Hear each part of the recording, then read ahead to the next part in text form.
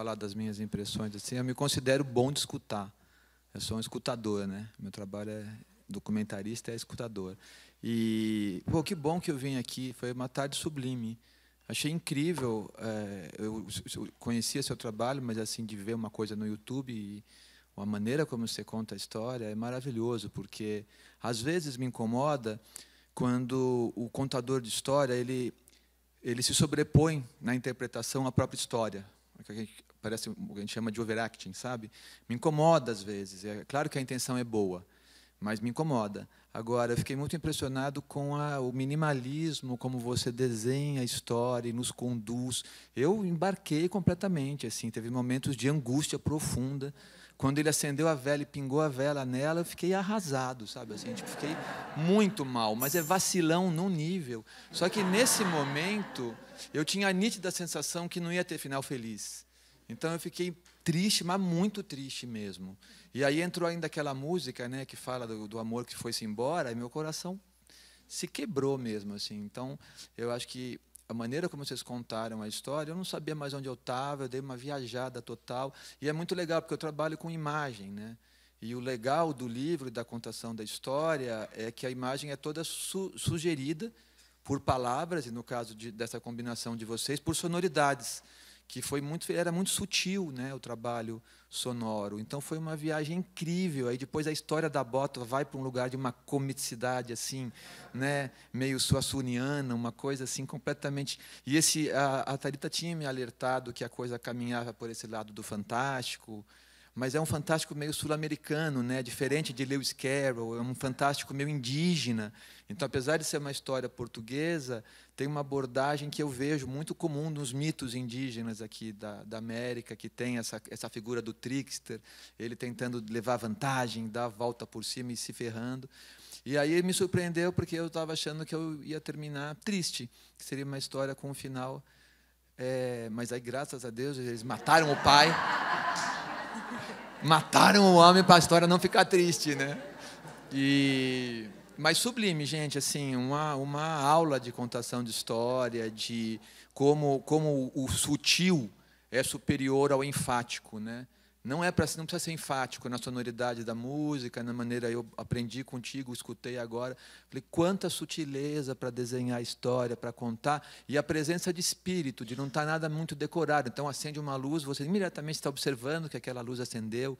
Então, o ambiente está presente, né? Parece que tem uma escuta sua do que a gente está sentindo na maneira que você vai desenhando. Parece que você está sentindo o ritmo que está batendo no nosso coração, porque é melódico a maneira que conta. E, para mim, essa aula que eu vejo no cinema também, que convivi com os Yanomami, via isso, que é a força da sutileza, né? O quanto o sutil é profundo. Então, eu queria assim, abrir e encerrar aqui dizendo, pô, muito obrigado por vocês três, para esse evento, e que bom que eu estava aqui hoje à tarde. Foi sublime. Obrigado.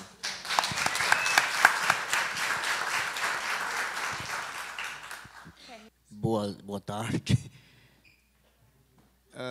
Na verdade, eu quero fazer uma pergunta para o Gabriel, né?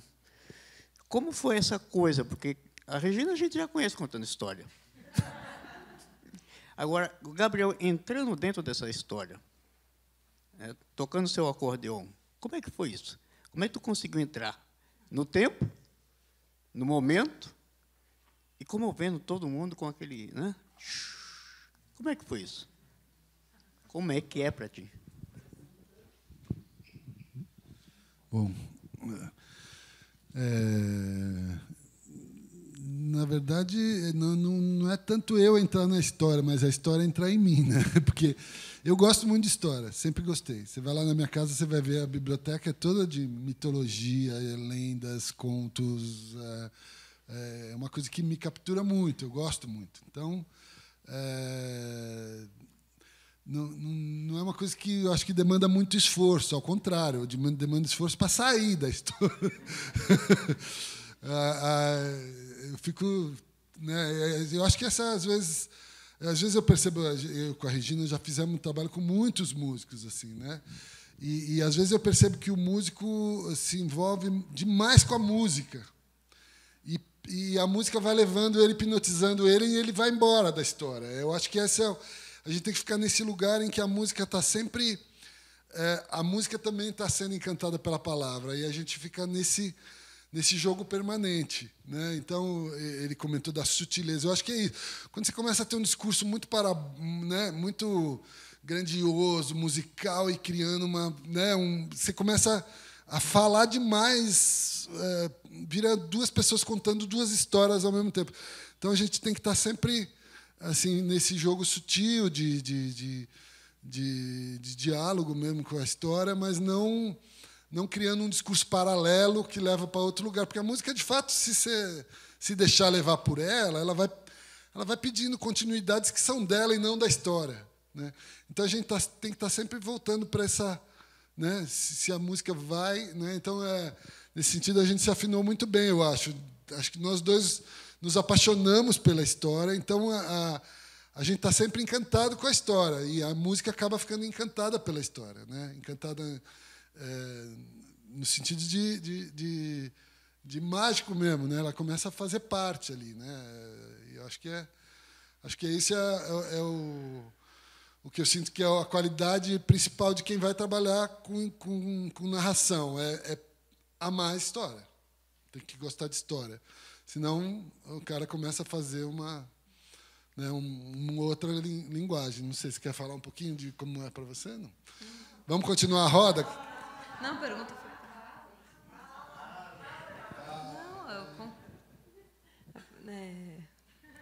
Não, acho que eu estou alinhada com o que você falou. É isso, a gente... É um desafio, né? É uma linha tênue, né? Porque a música... Bom, são duas artes, e como que elas atuam juntas aqui, não numa competição, né? Não numa guerra, e sim numa camuflagem, né? Esse é o desafio, eu sinto. E mais desafiador essa história sem um arco dramático claro, definido, né, com a parte da tensão, do conflito que resolve ali.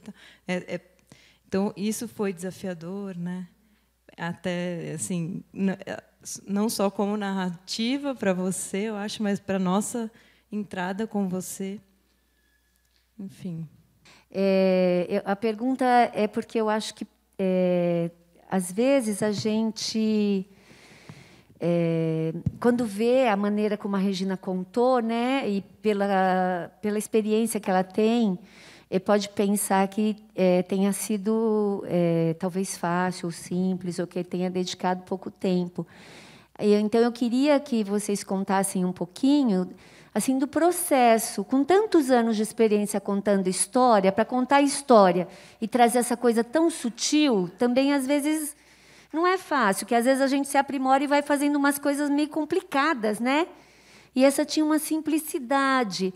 Eu fiquei pensando, quanto tempo dedicado para oferecer essa experiência que a gente teve hoje?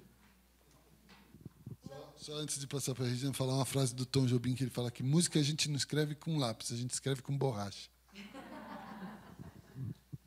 Mas... eu posso fazer pergunta antes de falar disso? Porque senão eu já vou sair falando que eu não queria. Queria perguntar, vocês acharam essa história, assim, não acharam estranha? Não acharam esquisita? Alguém achou? Falou, nossa, o que é isso? E como que está contando uma história que não... Bom, que nada. Vocês acharam... Ninguém achou assim, uma coisa sem pé nem cabeça? Hã? Achou, teve gente que achou. Pode falar.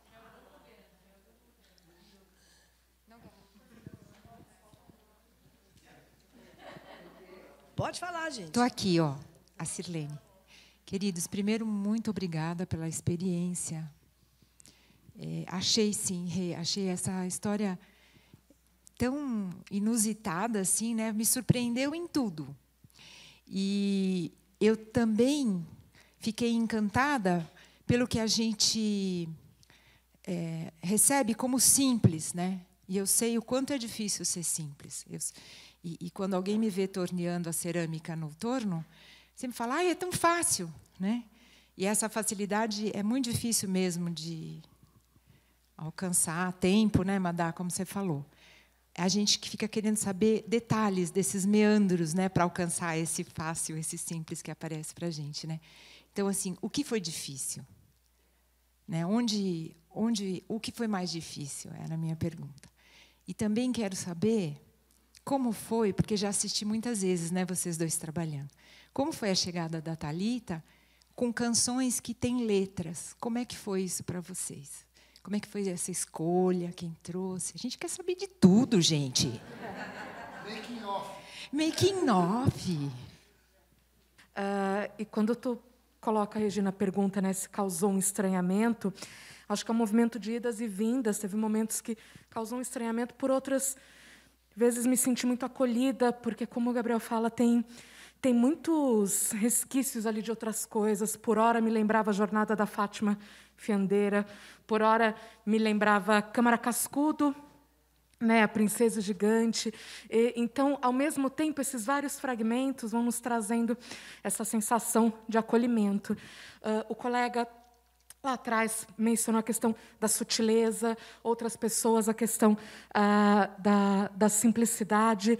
E eu queria dizer como é bonita essa partilha que cultua o simples, mas sem ser simplista, sem ser simplório, né? E como que é esse processo para chegar? Isso é um objetivo ou isso é uma consequência? Essa linguagem, né, de chegar no simples sem ser simplista, sem ser, né, sem reduzir, sem banalizar, enfim. Era isso. Obrigada, de novo. E eu fiquei com muitas perguntas enquanto a história acontecia. Sim, porque para mim foi muito estranhamento, mas era um estranhamento muito gostoso, porque chegava uma pergunta e você já vinha com outra coisa, que era: quem eram as pessoas que estavam comendo e bebendo e que ele não via? Mas não deu tempo de saber essa pergunta, porque já aconteceu outra coisa e já apareceu a bota.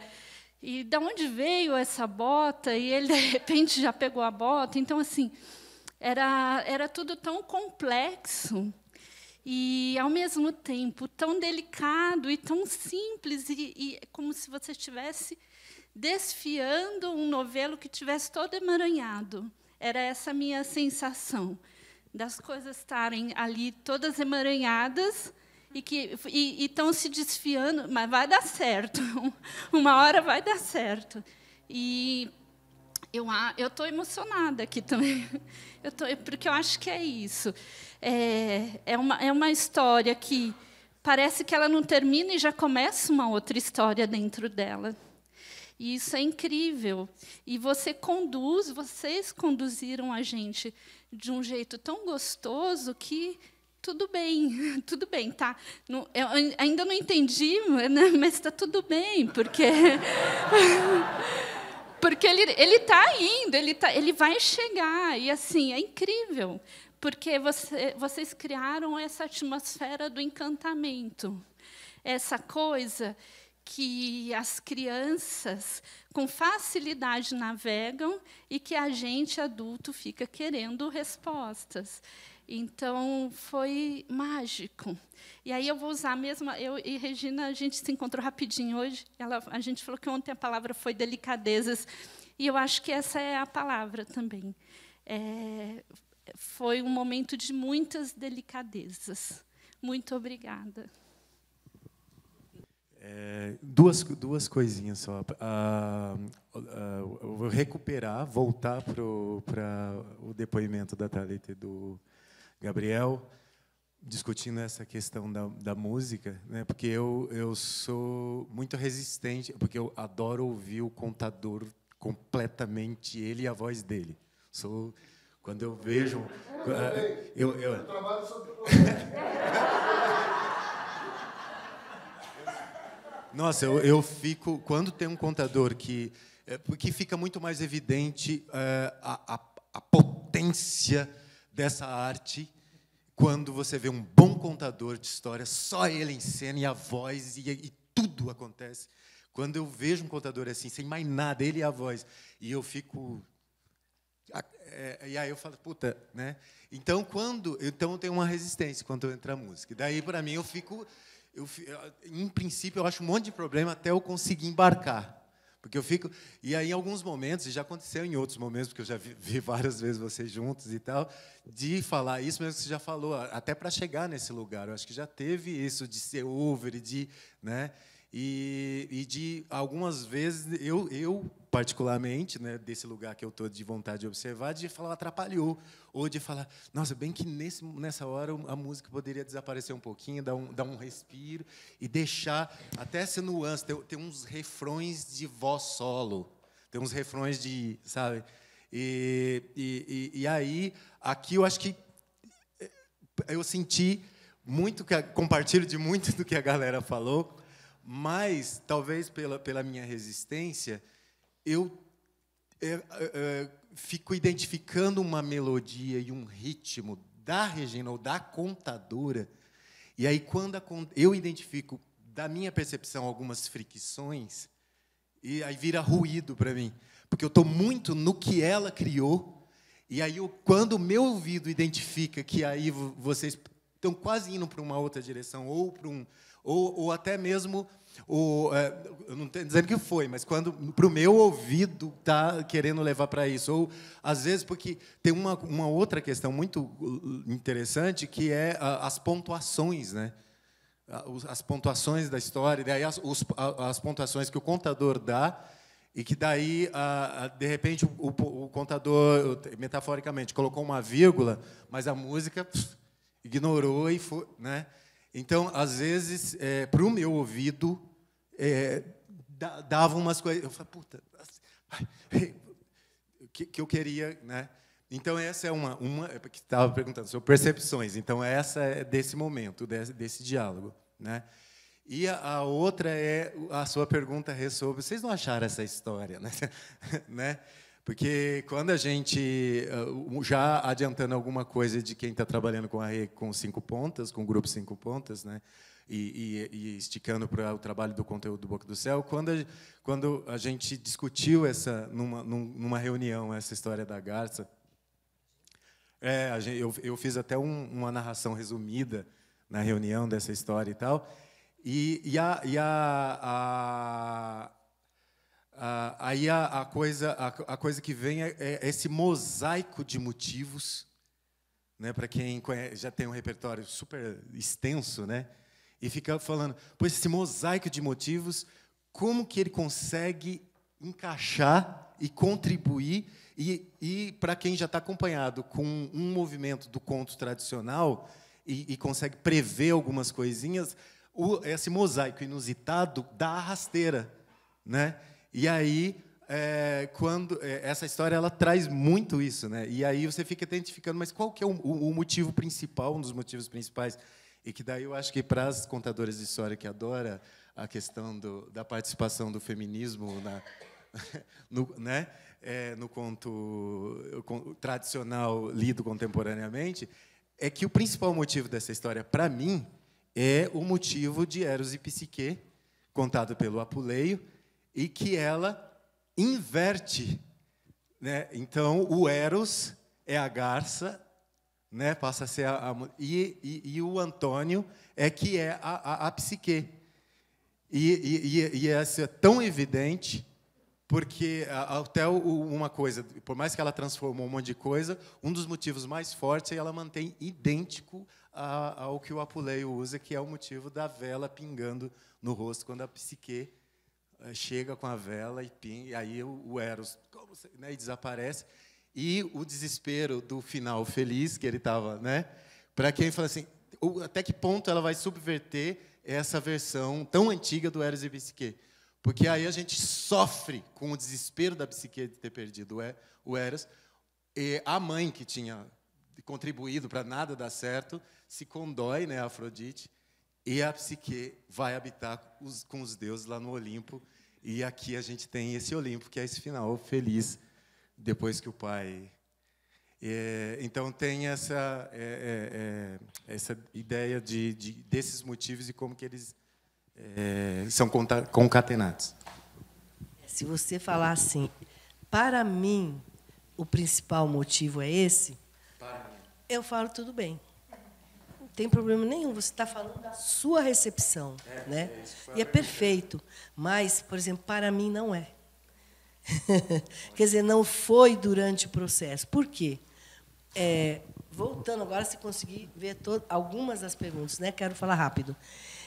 O Tolkien, no ensaio dele sobre a fantasia, ele diz assim: existe uma gramática da arte narrativa. Então, da arte narrativa da fantasia. Então, ele diz, precisa haver uma lógica interna da fantasia. Ele fala, se você pensa, por exemplo, numa árvore azul, você pode pensar, você fecha os olhos, você vê uma árvore azul. Se você vai desenhar uma árvore azul, é só pegar a cor azul e desenhar. Ela aparece. Agora, criar uma narrativa em que uma árvore azul seja acreditável, isso é arte da fantasia. Eu nunca esqueci isso, porque é uma imagem muito forte do que é a ideia de que não é loucura.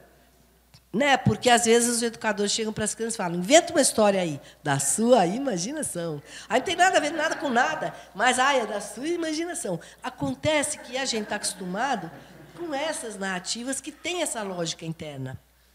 E que elas podem ter as maiores loucuras no que a gente pensa do dia a dia, digamos assim, né? Pode ter elefante que voa, pode ter tudo, mas existe uma lógica da narrativa que é comum àqueles contos que a gente mais conta, digamos assim, né? Os contos maravilhosos, os contos que vêm da Europa. Aí, quando chega nos indígenas, esquece, não tem nada disso. Mas a gente aceita, a gente fala, são contos indígenas, é uma outra lógica, uma outra visão de mundo, tudo bem. Mas os outros que a gente narra todo dia, eles têm essa lógica. Esse conto não tem, ela explodiu a lógica narrativa. Então, já começou aí a primeira, o que foi difícil.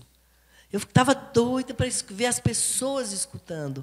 Como que seria a recepção? E olha que loucura, gente. O poder da história é tão grande que, mesmo nessa maluquice, estava todo mundo na história. Isso, para mim, é um milagre, isso, para mim, é um mistério. Porque, de fato, eu tive que mexer em muitas coisas para ficar cabendo na minha boca.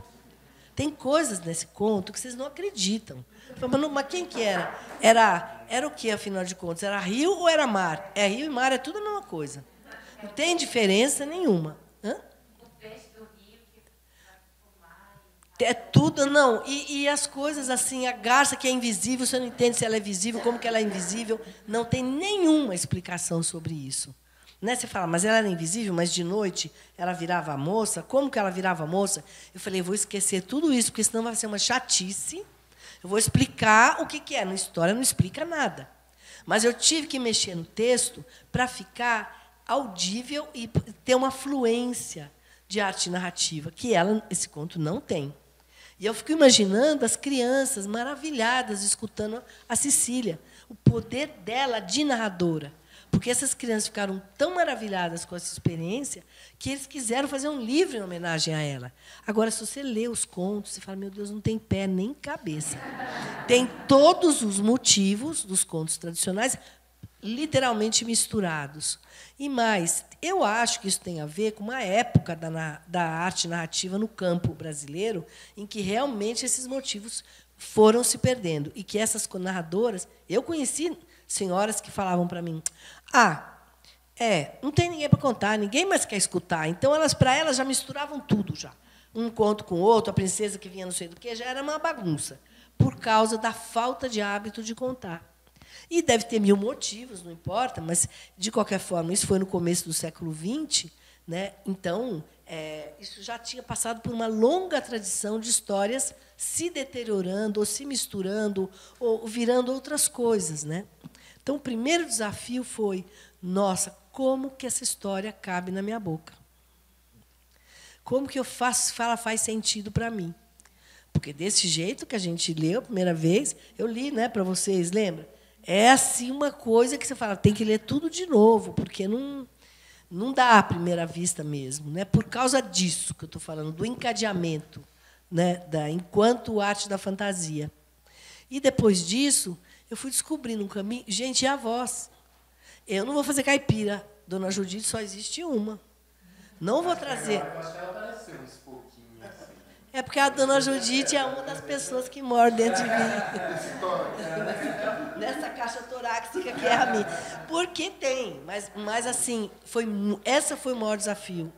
Que voz que eu não vou fazer caipira? De jeito nenhum. Porque a Dona Judite eu não fiz, ela existe. A Dona Judite achou. Né? A dona Judite é uma pessoa que apareceu porque, nossa, minha infância inteira eu vivi no interior do estado de São Paulo. Então, ela existe. Agora, e essa mineira? Como que eu chego nessa história? Que voz, como ela me vem? E aí descobri que não adiantava perguntar para a minha cabeça. Quando a Thalita cantou a primeira música, eu achei a voz. Então, eu não tenho explicação para isso, mas ela me trouxe a voz que eu precisava usar para essa história. Pode nem ser, ela apareceu assim, mas pode ser outra, mas encaixou para mim assim um jeito de contar por causa da música que ela cantou no começo. E é o fato dela começar cantando eles dois, trazendo aquela ambiência tão linda, me pôs dentro da história e me trouxe a voz também. Porque eu fiquei pesquisando, lembra que a gente falava? Ainda não é essa voz parece meio... É isso, parece meio caipira, mas não é caipira. Enfim, não é uma coisa, mas é uma busca. A gente se interroga, porque senão sai uma coisa estereotipada, né? Sai uma coisa muito, muito fácil e não pega as pessoas. E é isso que eu acho que o Gabriel falou, foi o amor pela história que foi se instalando na gente. Porque eu falo assim, não era? A gente foi se apaixonando pelo trabalho, por causa das músicas que apareceram, quando esse canto que entra na... Por isso, Josias, que você falou, para mim, o momento do carinho na cabeça do moço, ela me trouxe uma alma dessa história. Trouxe para mim, que eu incorporei na voz. Mas nunca fui buscar, que eu escrevi, não. Ela veio com essa música, sabe? E por isso que eu acho que, para mim, o que faz para mim o gosto é esse encontro que as músicas trazem, que a gente vê essas e que a história traz, além do Eros e Psique. Eu só penso na Cecília. Eu fico assim, mas como que era essa Cecília? Eu vejo as fotos dela, escuto a voz dela. Foi dando um amor pela Cecília e pelas histórias dela, que é daí que veio, sabe? Então, é maior. Eu posso entender, e é legal eu estudar os motivos, mas eu acho que o contato e o encontro é muito maior. Para mim, vou falar de novo, para mim, né, que é diferente. Para mim foi maravilhoso essas cantadas, porque e ainda mais. Não, eles é que trouxeram. E eu lembro que a gente falava assim, mas encontro lusófono. Como que nós vamos trazer Luna Hiena? E daí, gente? Sabe, qual o problema? Né? Ficou tão lindo o que a Luna Hiena trouxe para esse conto popular brasileiro do interior de Minas Gerais, que a gente acolheu, né, com um jeito belo, né? E não tem explicação, só que parece que coube, né, para a gente. Assim. E o que eu gostei mais hoje é que a gente realmente fez um avanço dos nossos ensaios. Por quê? Por que vocês bateram palma? Porque avançaram. Hã? Não, primeiro que a gente deve muito a vocês. Porque não existe contar história se não tiver as pessoas. E escutar de vez em quando como vocês estavam com a gente, isso cria uma coisa completamente diferente, né?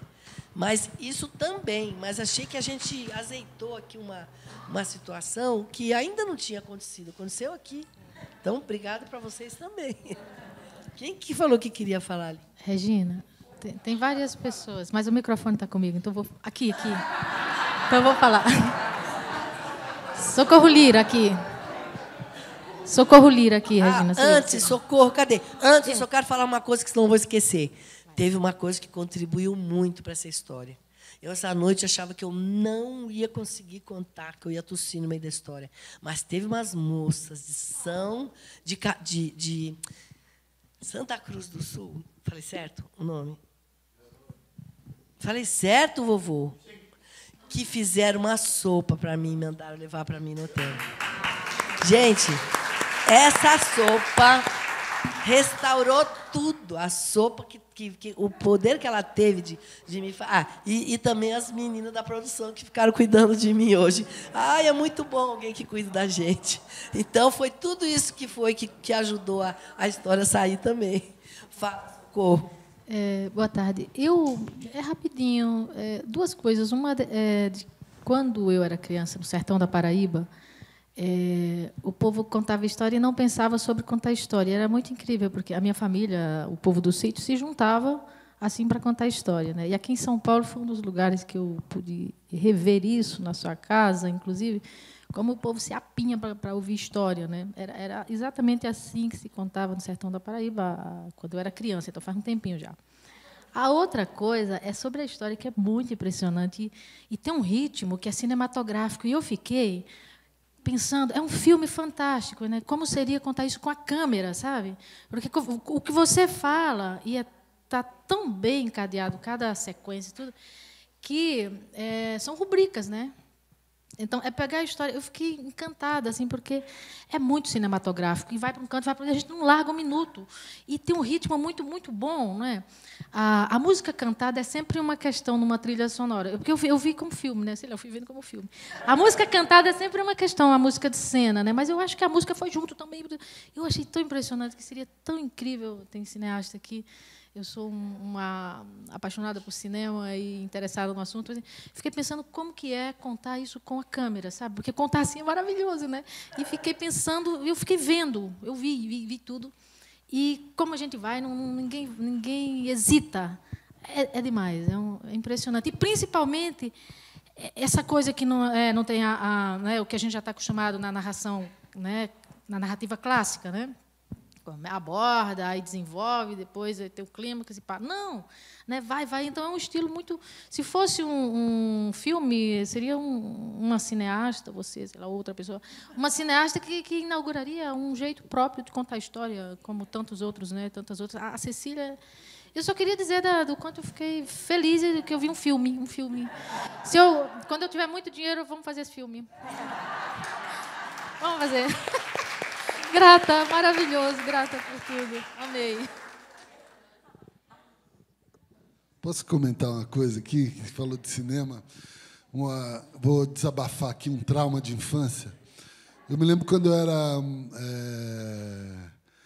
era moleque, eu ia assistir Sessão da Tarde e tinha uma coisa que, no meio da narrativa, tinha um filme cheio de acontecimentos, em português.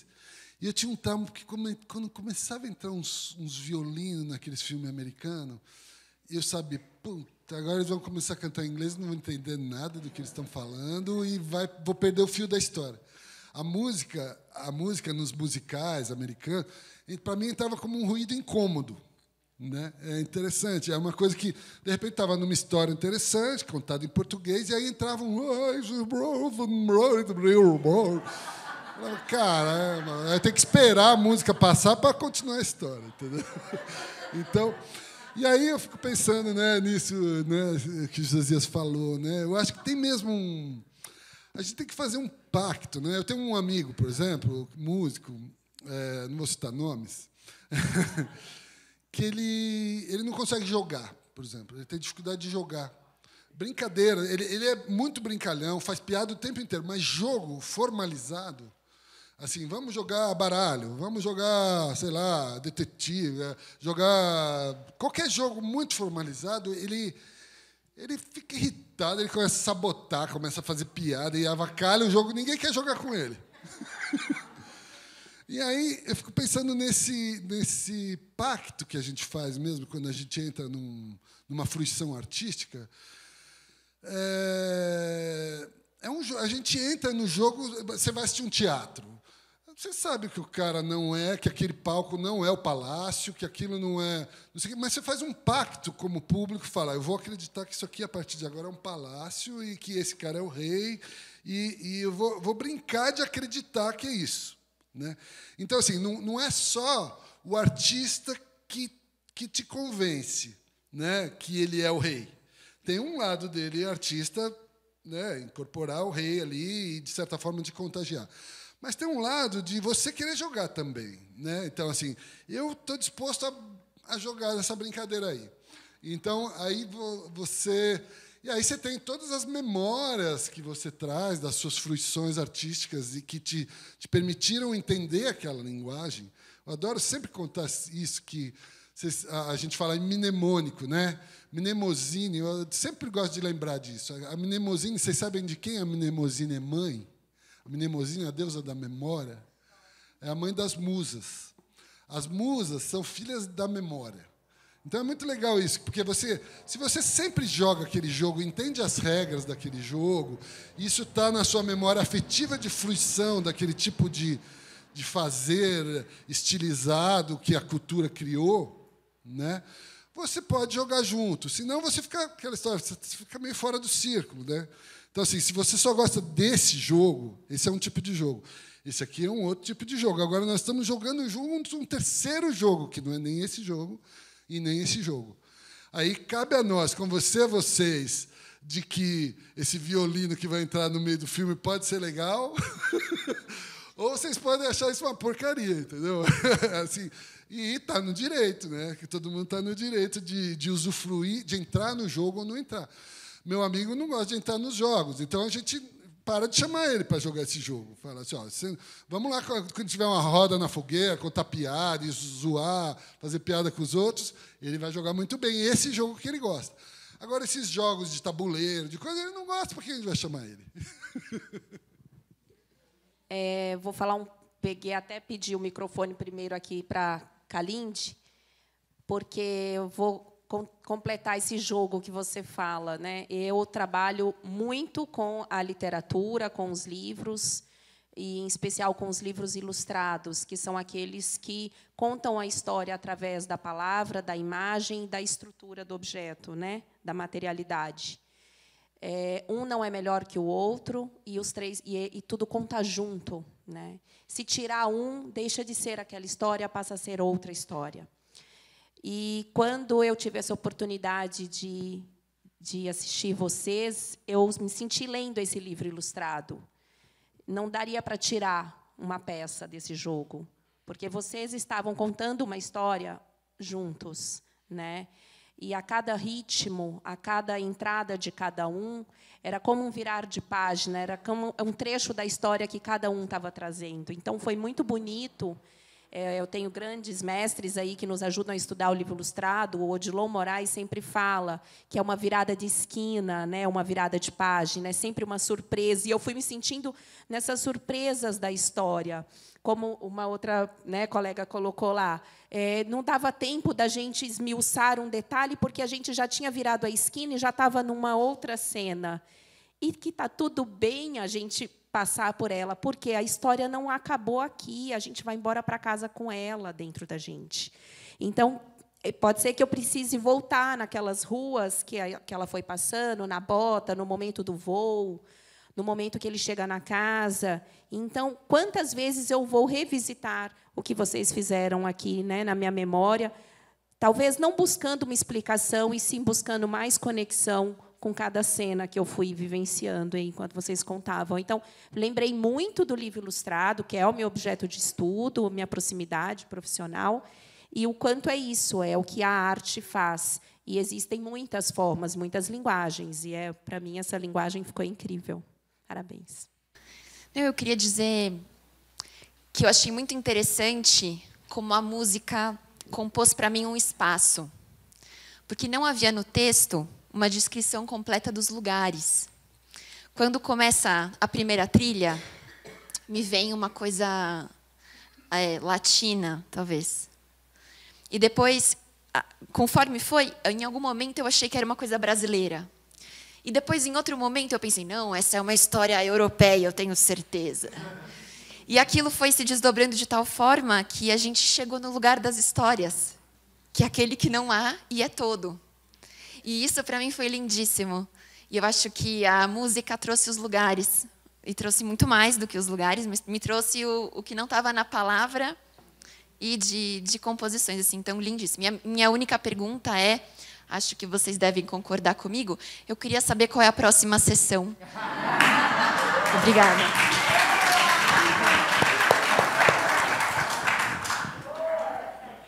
Gente, boa tarde.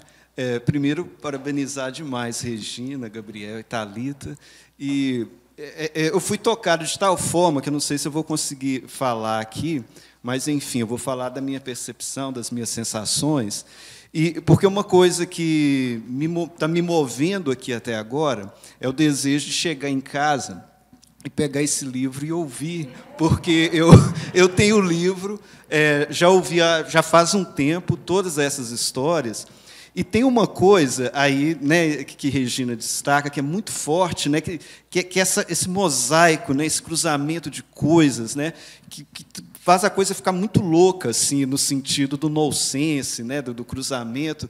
E não só nessa história, mas tem também outras, por exemplo, que mesmo que elas mantêm talvez digamos assim, uma unidade maior, mas que também tem alguma coisa ali. Eu lembro que aí tem a história do João Giló, que é aquela história do menino que come passarinho, que volta à vida, e é João Giru, que também tem ali alguma coisa. E aí eu estou falando isso, do desejo de ouvir de novo, porque eu fiquei o tempo todo, Regina, na narração, o tempo todo me levou para esse lugar que essas histórias levam, com toda essa criação, né, que a gente vê aqui, isso que você falou, né, de mudar algumas palavras, trabalhar a história, não perdeu para mim, né, nessa recepção, isso que é tão forte nessa história. Então, isso me tocou muito. Eu em vários momentos, esqueci que eu estava aqui. Para mim, eu não estava mais aqui em São Paulo, eu estava lá no Vale do Jequitinhonha. E aí, mais uma coisa também que me tocou muito,